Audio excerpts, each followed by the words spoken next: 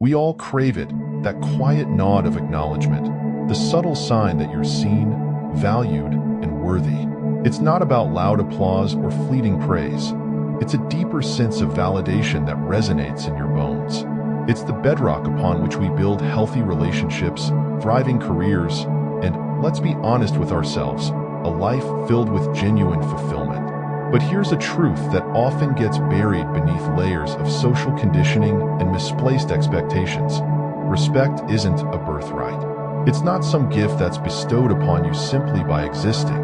It's something you earn carefully and deliberately, through the daily choices you make, through the quiet integrity you embody, and most importantly, through the unyielding respect you have for yourself.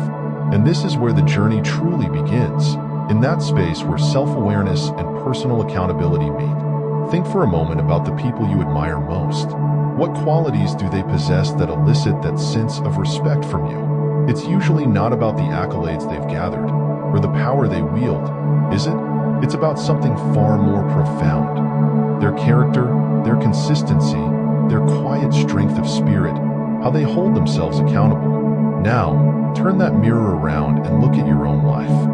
How many times have you observed someone tirelessly seeking validation, constantly striving to please, only to be met with indifference or, worse, outright dismissal?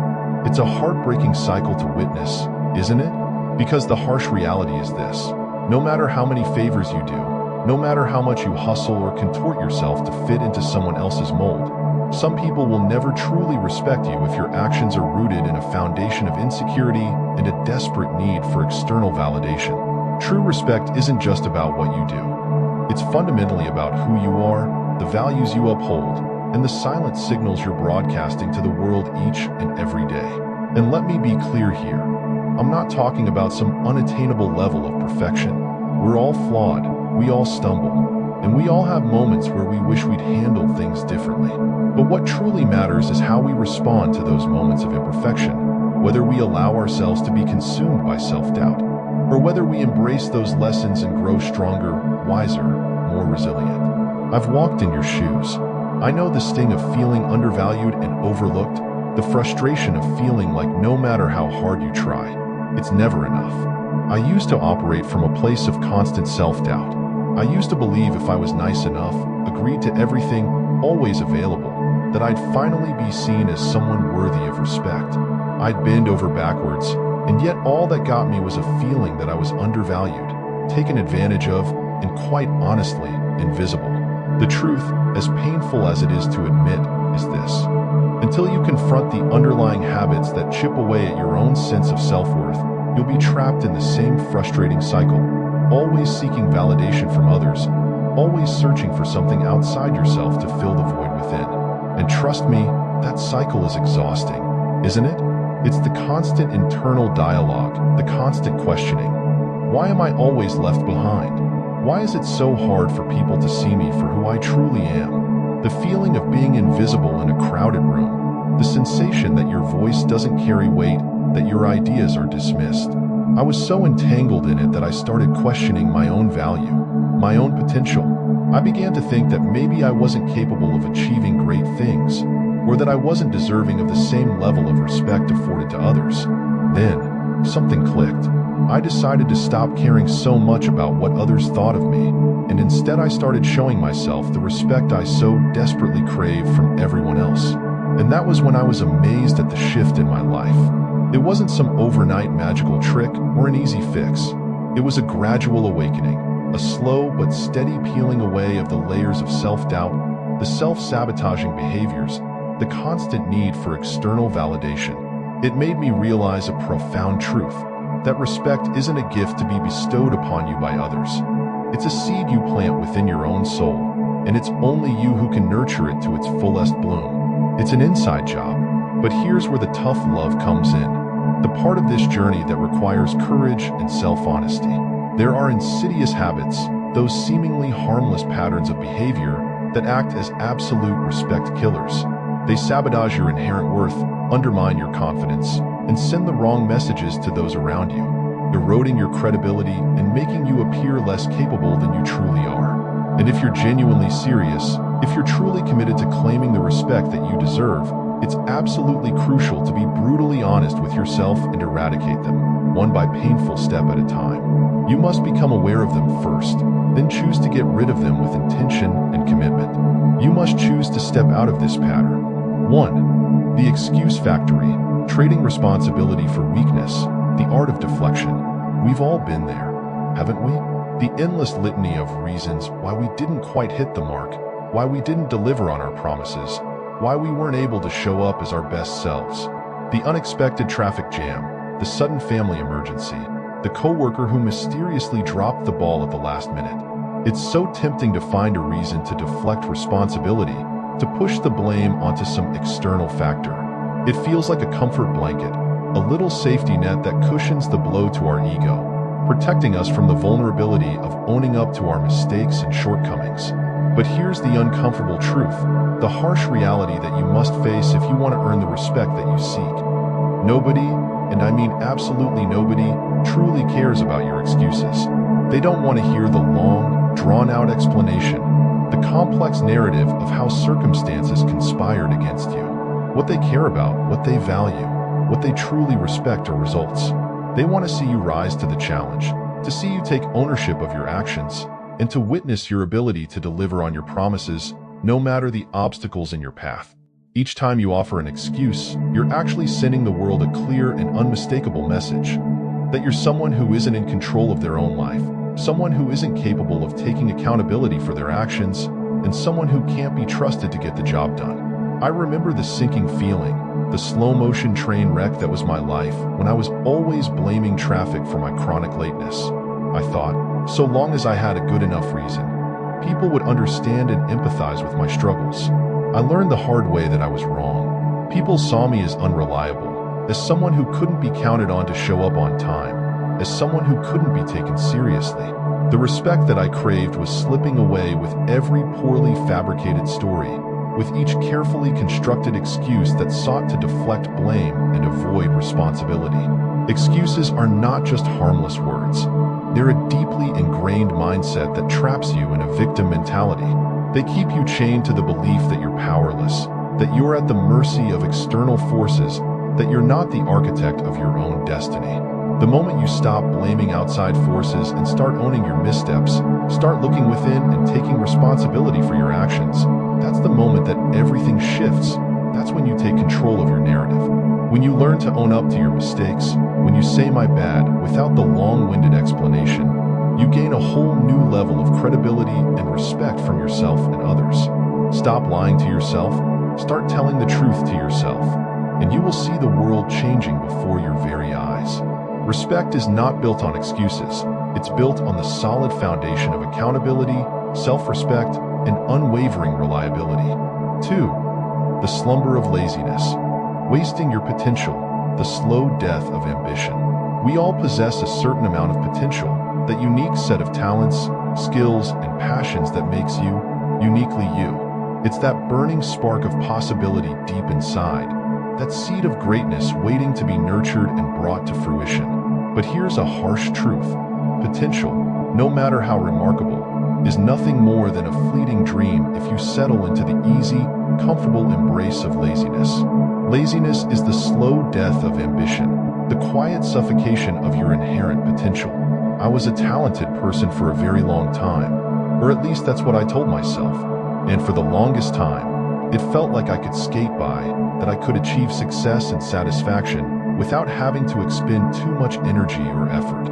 I figured if I was intelligent enough, if I was naturally gifted, then I didn't have to try quite as hard, that I could just glide through life without the need for hard work and commitment. This constant coasting became an ingrained habit, and like a parasitic vine, it slowly killed my credibility and stole the respect that I so desperately wanted. Why respect a guy who was just capable, someone who was clearly not putting in the work, someone who was content with mediocrity? Nobody respects talent that isn't paired with relentless effort. You can almost see the disappointment in the eyes of others, that subtle but unmistakable feeling that you've let them down, and more importantly, that you've let yourself down. Lazy people are seen as people who can't be counted on to carry their weight, as people who drain the energy from those around them. When you're lazy, You become someone that other people see as having little value, someone who isn't committed to the shared mission, and someone that other people are hesitant to rely on. It's not simply about physical exhaustion or a lack of motivation. It's a deeply ingrained mindset that tells you comfort and ease are more important than personal growth and achievement, that settling for less is a perfectly acceptable way of living. People respect those who push past their comfort zone, those who aren't afraid to embrace discomfort and uncertainty, those who are willing to do the work necessary to achieve their goals. Success isn't just about being naturally talented or having a high level of intelligence. It's about unwavering persistence, relentless hard work, and a deep-seated commitment to your craft. If you fail to push past the limits of your comfort zone, to challenge yourself, and to strive for excellence, then you're failing to embrace all that you were meant to be. So, ask yourself, with honesty and vulnerability, are you truly living up to your potential, or are you allowing it to wither away, to be slowly suffocated by the comfort of inaction? Laziness shows up in every facet of your life. It shows itself in the way you carry yourself, in the tone of voice you use when talking about your work, and in the way you approach the challenges that come your way. You simply can't hide it, no matter how hard you try, and the world will not respect you for it. It's the subtle yet consistent signal you are sending to the world that you lack ambition, that you lack self-discipline, and most importantly, that you lack a deep sense of respect for yourself. 3.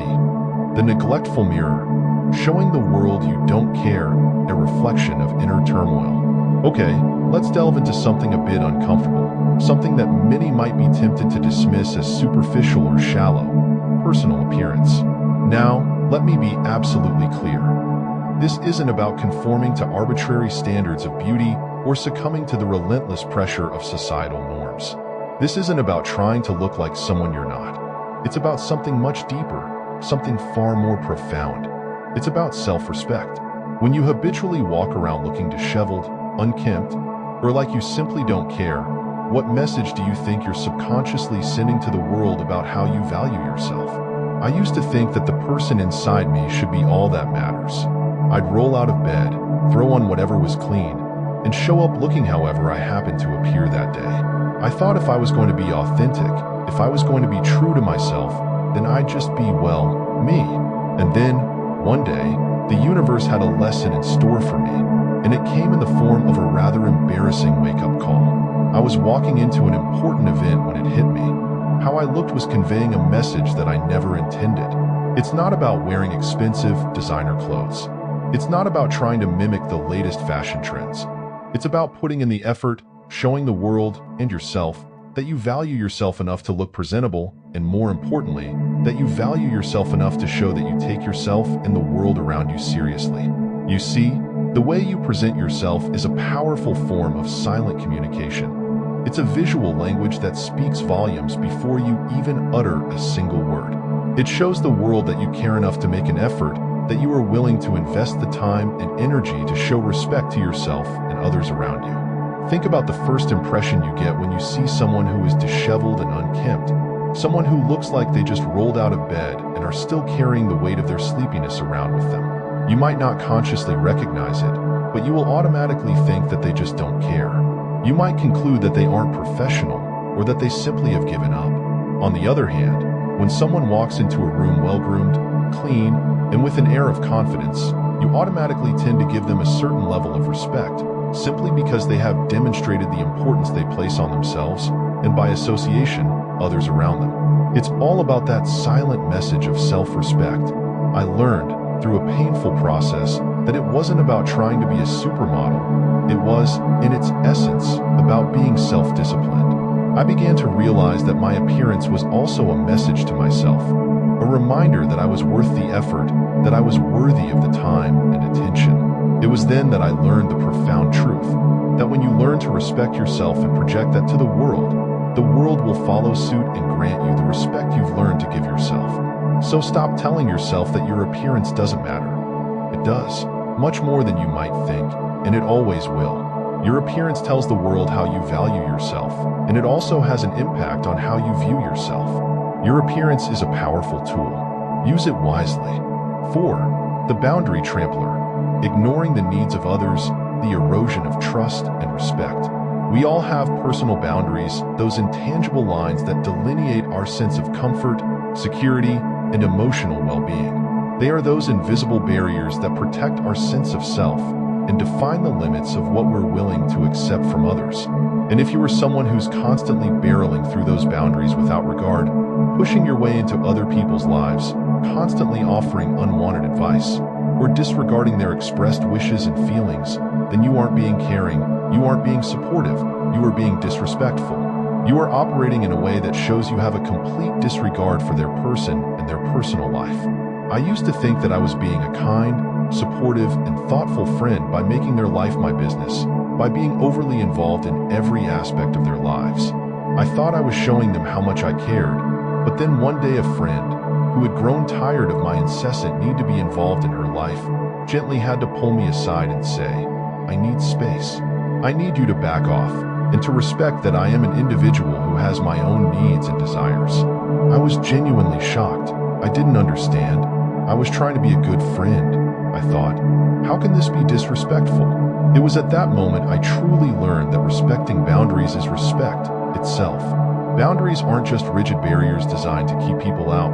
They are, in essence, healthy limits that are designed to protect our mental, emotional, and physical space. They are a way for people to protect themselves from being taken advantage of, and they should be respected. If you have a habit of ignoring boundaries, then you are basically sending a message that you care more about your own needs and desires than you do those of the other person. When you ignore boundaries, you are telling someone that you don't truly value their feelings, their needs, their comfort, or their sense of autonomy. True respect is about recognizing and honoring another person's individuality, their personal agency, and their right to live their lives on their own terms. It's about understanding that they are allowed to have their own personal space, that they're allowed to say no, and that they're allowed to set their own personal limits without you taking it personally or feeling like they've wronged you in some way. When you are able to do that, when you can recognize and respect the boundaries of other people, respect from them will naturally follow. When I began to make the conscious decision to honor the limits that other people had set, I found that they began to respect me more, that my relationships became stronger and more genuine, and that people started to trust and value me on a much deeper level. I had to learn to give people their space, to not insert myself into every situation or feel like I had to be in control of everything. And that's when I learned that ignoring boundaries is not just something that can have an effect on social interactions, but it also shows up in the workplace, in our professional lives, and it can have a significant impact on your career as well. Maybe you have a coworker who prefers working independently, and you're constantly hounding them for updates or input. Or perhaps you have a boss who values direct communication, and yet you constantly bombard them with unnecessary information, overstepping the boundary of their precious time and attention. In those situations, you're not just annoying the other person, you are eroding their respect for you, because you're blatantly showing that you don't respect their time, their space, or their preferred style of communication. The underlying truth of this matter is that boundaries are not there to simply keep people out. They are, in essence, designed to keep your relationships healthy. And healthy relationships are, in turn, built on a bedrock of mutual respect and trust. If you aren't capable of respecting the boundaries of someone else, you can't reasonably expect them to respect you in return, because, ultimately, it is a two-way street. By honoring the limits that people have set, you are demonstrating that you value their comfort and their autonomy, and that's exactly what builds lasting, genuine respect. Think about it in this way. Every time you intentionally choose to ignore someone else's boundary, you are subtly chipping away at the trust they have in you. And without trust, there can be absolutely no respect. People will inevitably start to avoid you, they will choose to distance themselves, and they might even silently push you out of their lives because they no longer feel safe, comfortable, or respected in your presence. Boundaries are, in essence, other people's way of protecting themselves, of ensuring that their needs are met. And when you blatantly trample over those boundaries, you're clearly showing a lack of care for their well-being and sense of safety. If you want the respect that you crave, you need to start paying attention to the boundaries that people have set, whether they are subtle or direct, or stated out loud. Don't take it personally when someone sets a boundary with you. See it instead as an opportunity to show them that you respect them as an individual and as someone with a unique set of needs and desires. When you truly learn to respect boundaries, you'll find that people will start respecting you more too, that they will trust you more, that they will feel safe in your presence, and that they will value you more, simply because you're someone who understands and honors the fundamental importance of personal space and emotional well-being. 5. The credit thief. Robbing others, devaluing yourself, the illusion of success. Taking credit for someone else's hard work is, without a doubt, one of the absolute quickest ways to lose the respect of those around you. You're not just stealing someone's well-deserved recognition. You are actively stealing their sense of accomplishment and damaging your own reputation in the process. This isn't merely about acting in an unethical way. It's about engaging in a self-serving habit that will, without fail, make people distrust you, lose respect for you, and more importantly, it will ultimately sabotage your own path to success. And once that trust is broken, it's incredibly difficult, if not impossible, to rebuild. I've seen this pattern play out time and time again in both my personal and professional life, and to be perfectly honest, it's something that I'm not entirely proud of from my past. Early in my career, I was so eager to make a name for myself, to stand out among my peers, that I chose, in a rather selfish way, to take credit for more than my fair share of the work. On a team project, one of my colleagues had really gone above and beyond the call of duty, putting in countless hours and making significant contributions to the overall success of the endeavor. And yet, when it came time to present the results, I subtly framed my words and my actions to make it seem as though I had done more of the heavy lifting than I actually had. I didn't lie per se, I just made sure that the spotlight was firmly focused on me, not on the person who truly deserved the recognition. At first, it felt great, that moment of basking in the spotlight of glory. The praise was rolling in, people were impressed by what I seemed to have accomplished, and I was finally getting the recognition that I had craved for so long. But that feeling was fleeting, and here's the underlying truth of the matter. People always find out the truth. It wasn't long before my colleague realized what had actually happened, that I had been dishonest, and soon enough, others did too. The admiration that I had basked in quickly turned into deep-seated skepticism and disappointment, a feeling that still stings when I look back on it now. It was a tough lesson to learn, but a lesson that truly needed to be learned, that respect is not something that is earned through shortcuts and dishonest means. It is earned through integrity, genuine collaboration, and a deep sense of honesty. And this is where the deeper message comes in, the underlying truth that many of us are tempted to ignore. Stealing credit is not merely about hurting other people. It is, in reality, about hurting yourself. When you take credit for someone else's work, you're not only taking the credit from the other person, but you are essentially telling yourself that you don't trust your own abilities enough to stand on your own 2 feet, that you don't have what it takes to achieve success on your own merit. It's a stark reflection of a deeply ingrained sense of insecurity and fear, a fear that you are somehow less valuable, less talented, or less capable than others, and that you need to rely on the hard work of other people in order to achieve your goals. If you're constantly looking for shortcuts, if you're perpetually trying to get ahead at the expense of others, then you will never, ever truly earn the respect of those around you, because true respect is rooted in authenticity, in a genuine desire to be real, and that's something that credit stealing completely undermines. Think about the long-term damage that this habit can do to your relationships, to your career, and to your overall reputation. Once people see you as someone who isn't willing to give credit where credit is due, once they see you as someone who's only out for themselves, you'll be forever labeled as someone who isn't trustworthy or honorable. Colleagues will hesitate to collaborate with you, they'll second-guess your motives, and they will avoid including you in important projects. Friends will no longer trust your word, and will choose to distance themselves from you. And people in general will choose to keep you at arm's length, because they know that you're not playing fair, and that you are more interested in your own success than you are in the well-being of the people around you. I've witnessed this pattern happen to others as well, countless times. I've seen incredibly talented people lose out on major promotions, lifelong friendships, and game-changing opportunities, all because they developed a reputation for taking credit for the work of others, for claiming accomplishments that weren't truly theirs. And trust me when I tell you that once that label sticks, it is incredibly hard, if not impossible, to shake it off. There's also another thing to consider. When you take credit for someone else's hard work, you're not just stealing the physical product or result of their efforts. You're stealing their sense of accomplishment. you're robbing them of the satisfaction that comes from being recognized and valued for their contributions. Think about how incredibly demoralizing and discouraging that feels. We all, as human beings, have a deeply ingrained desire to feel valued, to feel recognized for our hard work. And when someone cruelly takes that away from us, it creates deep feelings of resentment, distrust, and a profound sense of injustice. In the long run, you will inevitably burn bridges that you may never have the opportunity to rebuild. And let's not forget that taking credit is, in a very real sense, a form of betrayal. It's telling someone, whether intentionally or not, that you see their value, that you recognize their effort, but that you care far more about your own success than you do about acknowledging their hard work and achievements. That's a huge breach of trust, and once trust is broken, respect always follows close behind. People are not naive.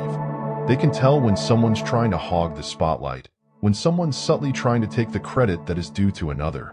And even if they don't directly call you out on your behavior, they'll always remember it. They will always have that memory in the back of their minds, and over time, this insidious habit will gradually erode any respect you've managed to build, and you'll inevitably find yourself feeling more isolated, more alone, and less valued.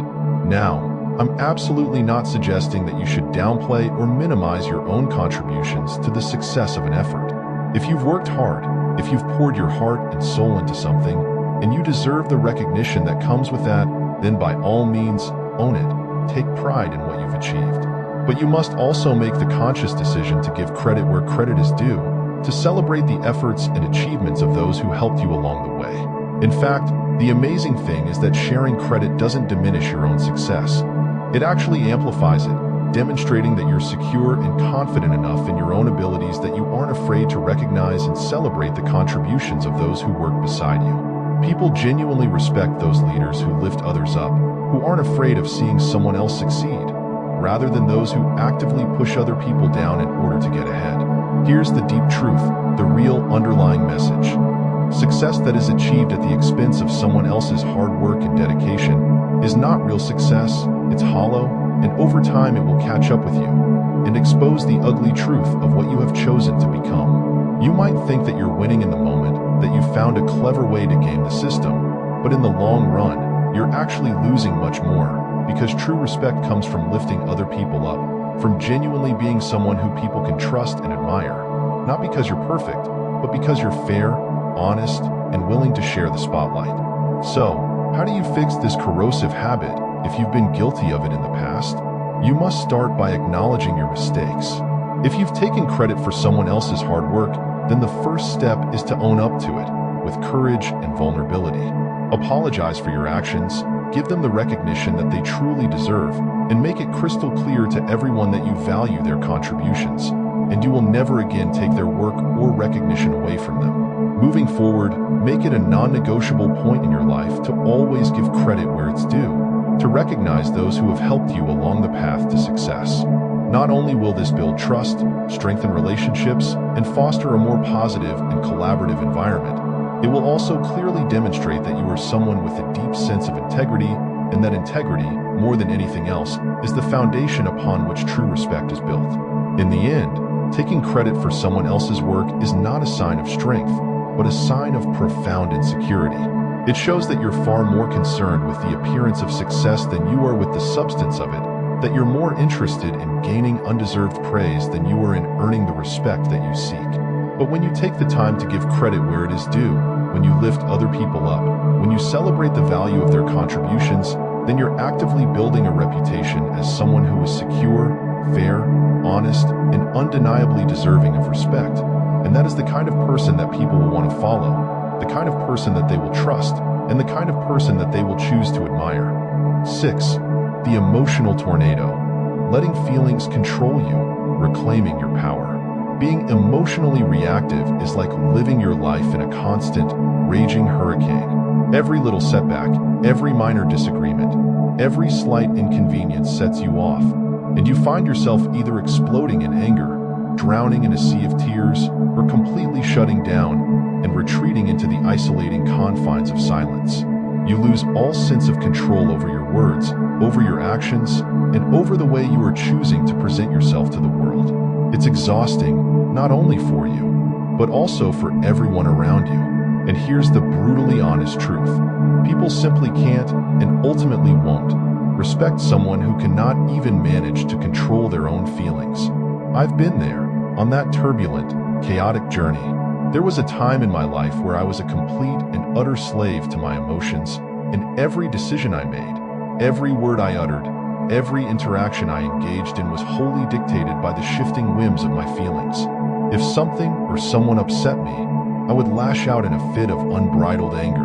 If someone dared to criticize me, I'd immediately become defensive, choosing to raise my voice, to storm out of the room, or to completely withdraw from the situation. If I felt like my feelings were being hurt, I'd withdraw into my shell, choosing to sulk for hours on end. Looking back on those moments, they are truly cringeworthy, to say the least. I honestly thought I was standing up for myself, that I was making a powerful statement, or that I was somehow proving a valid point, but in reality, all I was doing was inadvertently showing everyone around me how little control I had over my own behavior, and that, in the end, is the ultimate kicker. People, whether consciously or unconsciously, don't tend to respect someone who can't even manage to govern their own emotions. Think about it for a moment. Who do you genuinely admire? What qualities do they possess that make them worthy of your respect?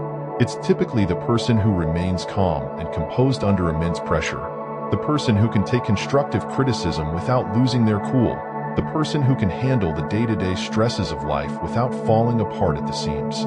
These are the qualities that we, as a society, tend to value the most, and these are the qualities that demonstrate true strength of character. But when you're habitually emotionally reactive, you're sending the direct opposite message to those around you, and you're clearly demonstrating that your emotions, rather than your rational mind, are firmly in charge. And that's when people instinctively start to steer clear of you, because they know that even a single wrong word, a small criticism, or a minor inconvenience has the very real potential to completely set you off. People tend to avoid you because they feel like they must walk on eggshells when they're around you, and that, over time, is incredibly exhausting. People also tend to avoid you because they don't trust that you'll be able to handle feedback in a mature and constructive way, and those are the first steps to losing the respect of those around you. There's a very deep and subtle message embedded within this behavior, a message that you must understand if you want to learn to earn the respect that you seek. That emotional reactivity is not, as some might believe, a sign of passion or depth of care. It's a sign of insecurity. When you are consistently prone to overreacting, whether it's through anger, tears, or some other extreme emotional response, it's often because you're attempting to protect something incredibly fragile within your own self. Whether it's your ego, your deeply held self-image, or your deeply ingrained fear of being hurt or vulnerable. But here's the harsh reality that you must confront, the one that many of us are so desperately trying to avoid. Nobody respects fragility when it takes the form of habitual and volatile overreactions. In fact, they will eventually begin to see you as a burden, someone that they need to tiptoe around, rather than as a strong, reliable, and emotionally intelligent individual. I once had the opportunity to work with someone who was the textbook definition of emotionally reactive. In meetings, if someone happened to disagree with one of her ideas, she'd either lash out at them defensively or completely shut down, leaving others to feel as though they'd said something deeply offensive. It was like walking on eggshells whenever you were in her presence, and as a direct result of her behavior, people stopped including her in important discussions and projects because they simply didn't trust her to handle feedback and criticism in a mature, thoughtful, and constructive way. What she was completely oblivious to was that every single time she had a volatile outburst, every time she responded to a situation with a lack of emotional control, she was building walls, burning bridges, and ultimately losing the respect of those around her. And the saddest part of all was that she was actually very intelligent and talented, but her emotional instability completely overshadowed her skills and accomplishments. Here's another important truth. Being emotionally reactive makes you appear weak, not strong. You might think you're showing that you're passionate, that you deeply care, but what you're actually demonstrating to the world is that you have a profound lack of self-control, and people simply don't respect someone who can't control themselves. In fact, they might even begin to pity you. Think about the times you've witnessed someone completely lose it, yelling, crying, throwing things. Did you genuinely respect them in that moment as they were displaying that behavior? Probably not. You likely felt embarrassed for them, or at the very least, incredibly uncomfortable, even if you chose not to express those feelings out loud. And that's exactly the kind of response you will evoke if you allow your emotions to take the wheel and steer your actions. Let's go a bit deeper though. Why are we so often emotionally reactive? Well, it's often because we feel threatened, our ego is bruised, or we sense we are losing control of the situation. So, we lash out in a desperate attempt to regain that sense of power and control. But true power isn't found in the emotional outburst. It's found in your ability to maintain your composure and to respond with grace when everything around you is falling apart. True strength is found in your ability to remain calm, even when confronted with criticism, stress, or confrontation. When you're able to stay grounded, to maintain your sense of self, even in the face of challenge, people will begin to see you as someone with true strength. And that's where genuine and lasting respect truly comes from. The Stoics of ancient Greece were true masters of emotional control. They believed that while we can't necessarily control external events and circumstances, we can always control our internal response to them. And that's exactly the key to this equation. Your response to what life throws at you is, in essence, your truest and greatest power. You can always choose to react emotionally, to allow yourself to be completely overtaken by your feelings, or you can choose, instead, to stay grounded, to remain centered, and to respond in a calm, thoughtful, and considered way. When you choose to stay grounded, you not only gain respect from others, but you also gain control over the situation itself. Because when you're calm and focused, you can think clearly, you can make better decisions, and you won't say things that you will later deeply regret. You'll choose to build bridges, rather than burning them. You'll maintain your integrity, your dignity, and most importantly, you'll demonstrate that you're a person of strength and character. I have a personal story that I